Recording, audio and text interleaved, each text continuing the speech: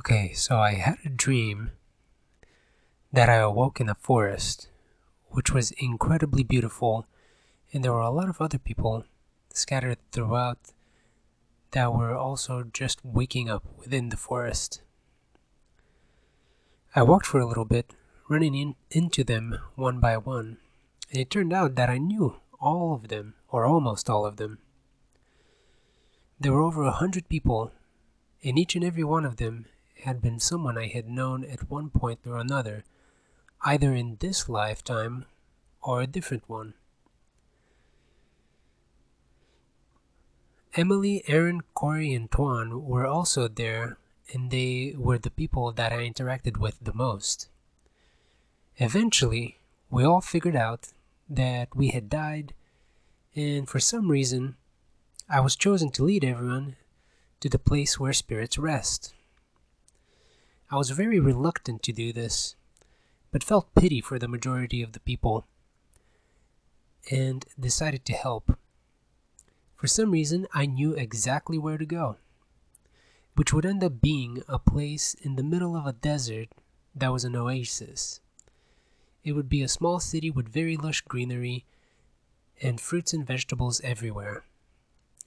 However, there would be some obstacles before we get there.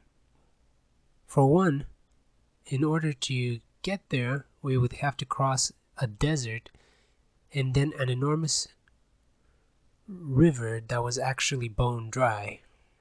After that, when we finally reached the city, there would be these eerie creatures guarding it, surrounding the place about 500 feet away on all sides.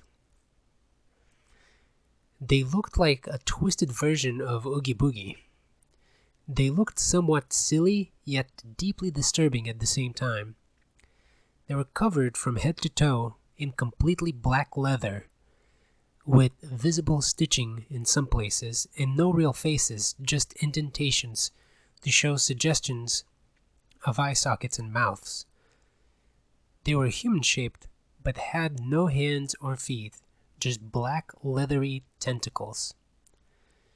And there were about 12 of them guarding around the entire city, and they all had varying shapes and sizes, making them look unique in their own way, and even though one could be told apart from the other, they all looked like they belonged to the same group.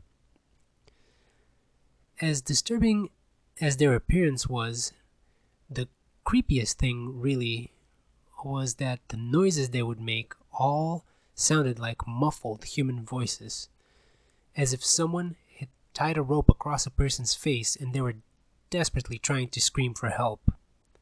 It sounded a lot like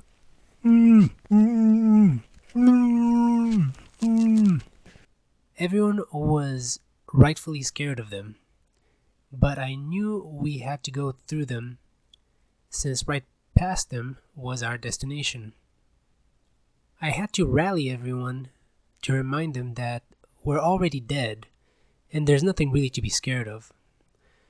Besides, there was about 100 of us and only about 12 of them. I managed to get everyone's spirits up, and we all rushed the city. On the first try, the vast majority of the people get through, but none of me and my friends get through. On the second try, just about everyone gets through, but again, me and my friends didn't make it. And on the third try, absolutely everyone gets in, except me and my friends are left on the outside. The creatures were clearly targeting us to prevent us from getting in. They would whip us with their tentacles and grab and strangle us, or have us in various wrestling holds.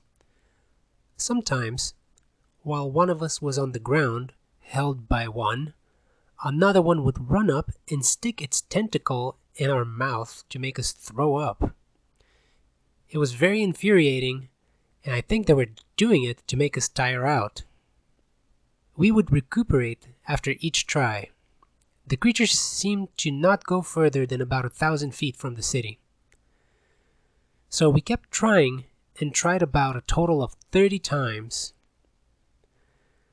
until we realized that we won't be able to sneak past them, at which point we were enraged and just decided to fight them head on.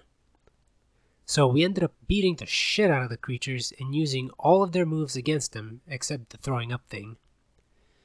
And then walking into the oasis after every one of them was beat up and mangled up and left on the ground outside. The end.